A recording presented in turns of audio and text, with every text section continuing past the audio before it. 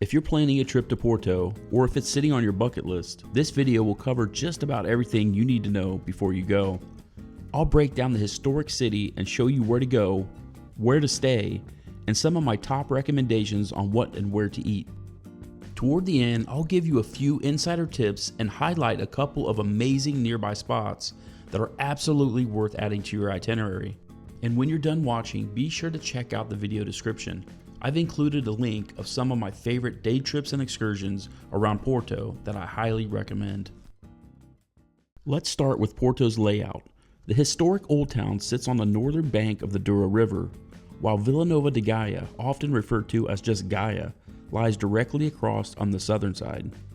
Together, they make up the heart of Porto's experience. And these are the two main areas you'll spend most of your time exploring, eating, and taking in those incredible river views. Porto is one of Europe's oldest cities, with roots that trace back all the way to 138 BC, when the Romans established a settlement, calling it Portus Cali, the warm port. Over time, that name evolved into Porto, and eventually gave Portugal its name. Today, the city has a population of around 250,000 residents, yet it feels much larger thanks to its layered history, steep hills, and deep cultural roots. Porto is also the birthplace of port wine, the city's most famous export. This sweet fortified wine was first developed in the 17th century when merchants added brandy to preserve the wine during long sea voyages down the Douro and across Europe. The result was a richer, more complex flavor that became world-renowned and still defines the city's identity today, with centuries-old cellars lining the opposite riverbank in Villanova de Gaia. Getting around Porto is fairly straightforward, but it helps to know what to expect before you set out. The city is compact, and many of its best sites are within walking distance. Just be prepared for plenty of steep hills and uneven cobblestones. Walking is honestly the best way to experience Porto's atmosphere, from the narrow back streets of the Old Town to unique cafes tucked between tiled buildings. For long distances or when your legs need a break, the metro, trams, and funiculars are efficient and safe options, while Uber and small tuk-tuks make getting around quick and easy if you don't want to navigate the public transportation. There's also a cable car on the Gaia side that runs between the riverfront and Moro Garden. It offers a great view over the entire area, and you can buy a one-way or round-trip ticket depending on your plans. You can pay with most forms of transportation with Google or Apple Pay on your phone, but when using the train to get across the river or nearby towns, note that you'll need to buy a reusable Andante card at a machine and load credit onto it before each trip. It's not the most intuitive system, especially if you don't speak Portuguese, and short rides can be surprisingly expensive, so it's often best to walk or take an Uber. There are multiple options for getting across the river. You can walk, take a train, an Uber, or the Douro ferry. And while we're on the subject of boats, I highly recommend taking a river cruise on the Douro while you're there. It's a relaxing way to take in the sights for an hour or so. What to see and do. Porto's Old Town and neighboring Villanova de Gaia are packed with history, character, and views that never get old. Starting in Ribeira, the city's medieval riverside district, where narrow cobblestone streets open to the scenic Ribeira Promenade, lined with colorful houses and lively cafes. It's the heart of Porto's charm. Best to visit in the evening for a walk and then grab a drink. Most restaurants here cater to tourists and tend to be overpriced, but if you're set on dining by the water, this is the one spot I would recommend. It strikes the perfect balance of good food, atmosphere, and value. From here, cross the Dom Luís Bridge, an engineering masterpiece. You can walk on the lower level for atmosphere or the upper level for jaw-dropping views across the Douro. This is also a great place to walk across at sundown. Nearby, the Porto Cathedral dates back to the 12th century and stands proudly above the city. You'll also find the oldest street viewpoint here, offering panoramic views looking west. Another viewpoint that is just a short walk away and often overlooked is the Miradouro da Victoria that looks south and east. If you didn't arrive by train, the São Bento train station is worth a quick visit to see its 20,000 hand-painted blue and white tiles that tell the story of Portugal's past. In the center of Oldtown is the Clérigos Church. Climb its tower for a 360-degree view over Porto. 3 other must-see churches in Porto that you've probably seen in photos are the Church of St. Defonso, the Chapel of Souls, and the Church of Carmo. All 3 are absolutely worth a visit. The Church of St. Defonso surprises with its plain exterior, hiding one of the most stunning gilded Baroque interiors in the city. The Chapel of Souls is famous for its striking exterior, covered entirely in blue and white tiles, depicting scenes from the lives of saints, a true showcase of Porto's tile artistry. Meanwhile, the Church of Carmo stands out for its magnificent tiled sidewall and elegant Baroque architecture, making it one of the most photographed landmarks in Porto.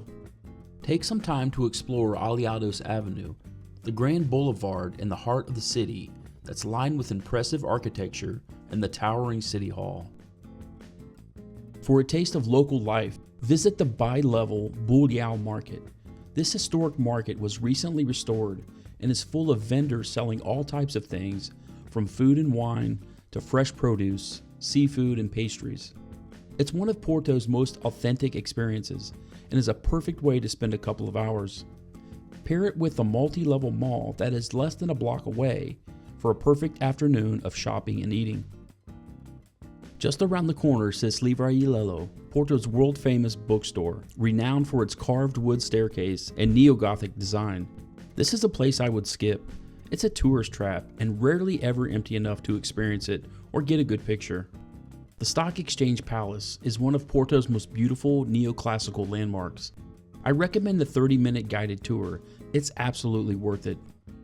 Outside, you'll find the monument to Infante Dom Henrique, a tribute to Prince Henry the Navigator, who helped launch Portugal's Age of Discovery. Nearby, the Church of St. Francisco will surprise you with the modest stone exterior, hiding one of the most lavish gilded Baroque interiors in Europe. 2 pedestrian-only streets worth exploring are Flower Street, located next to the São Bento train station and lined with charming cafes and local shops, and the Paris Gallery Street, which is known for its energetic bar scene and late-night crowds. Now let's head over across the river to Villanova de Gaia. Don't miss the view at sunset from Moral Garden, which is actually a park, and the elevated terrace at the monastery, just across the street. Both of these places offer the best views looking across the river at Porto. This is a great place to hang out and relax anytime, day or night. If you're a wine lover, make sure to set aside some time to explore Gaia's historic port wine cellars, where iconic names like Taylor's, Graham's, and Sandman have been perfecting their craft for centuries.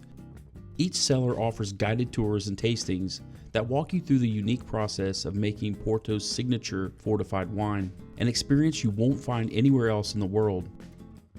What and where to eat? Porto's Oldtown and Villanova de Gaia are full of incredible spots to eat and drink, whether you're craving traditional Portuguese comfort food or something more international. My favorite spot for the famous must-try Portuguese spicy pork bifana is Conga. Or try Casa Guedes for a tasty francesinha, a sandwich covered in gravy topped with an egg, another classic Portuguese comfort food dish. If you're in the mood for a great burger, Curb is the local favorite, serving up custom-built creations that are easily among the best in town. While Grazie Mille is my favorite for excellent Italian food with good atmosphere. These are a couple of good spots to grab a drink that also have decent food options and live music, perfect for an evening out. And for the best sweets like Portugal's famous Pastel de Nata, I recommend Montegaria or Fabrica de Nata. Both are equally great, but you have to try both to make up your own mind. Where to stay? Oldtown Porto offers options for every style and budget, from historic hotels overlooking the river to cozy guest houses tucked away into the Old Town. For first-time visitors who want to be in the center of it all, these are the 4 hotels I would recommend for style and comfort. For those seeking a more local experience, Airbnbs are plentiful throughout the city, where you can stay in traditional townhouses or renovated apartments that put you right in the heart of Porto life. Just north of Porto, about 20 minutes from the city center, Matosinhos is a laid-back coastal town best known for its long sandy beach and incredible seafood. It's perfect for a stroll along the oceanfront promenade, watching surfers or catching the sunset over the Atlantic. The town has a working fishing port, so the seafood here is as fresh as it gets. with dozens of traditional restaurants grilling fish right on the sidewalks. You can easily reach Matosinhos by taking bus 500 from downtown, which is only a few euros, or grab an Uber for a quick 20-minute ride. It's an ideal half-day trip for anyone who wants a break from the city. Porto may be small, but it's one of those cities that leaves a lasting impression long after you've gone home. Whether you're here for the food, the wine, the architecture, or just to soak up some of the atmosphere, Porto has a way of drawing you in with its warmth and authenticity. If there's one thing you'll take away from this city, it's that Porto is best enjoyed slowly. Walk the hills, get lost in the back streets, sit by the river with a glass of wine, and let the rhythm of the city reveal itself. Because the real magic of Porto isn't found in a checklist of sights, it's in the moments between them. If you've been to Porto, share your favorites or your food recommendations in the comments. I'm always looking for new spots for my next trip. Plus, your feedback not only shapes my future videos, but it also helps other viewers planning their own visit to Porto.